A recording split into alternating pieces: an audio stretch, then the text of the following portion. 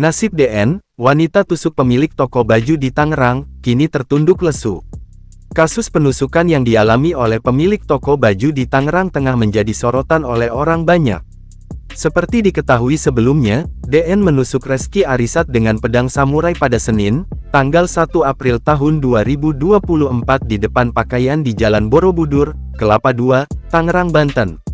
Pelaku ditetapkan jadi tersangka usai terbukti melakukan pembunuhan dengan cara menusuk korban menggunakan samurai sebanyak 1 kali. Pelaku kita tetapkan sebagai tersangka, kata Stanley Soselisa di Mapolsek Kelapa II, Kabupaten Tangerang, Selasa tanggal 2 April tahun 2024. Pelaku disangkakan dengan pasal tindak pidana pembunuhan yang direncanakan sebagaimana dimaksud dalam pasal 338 KUH pidana sub 351 ayat 3 KUH pidana. Adapun, tersangka akan mendapatkan ancaman hukuman penjara selama-lamanya seumur hidup dan 15 tahun penjara. Ancaman hukuman 15 tahun penjara, pungkasnya. Kasih Humas Polres Tangerang Selatan AKP Agil mengungkapkan kronologi tragis yang dialami oleh Resi Ariskat. Sebelum Resi Ariskat ditusuk hingga tewas oleh pelaku berinisial DN, keduanya dikabarkan sempat cekcok.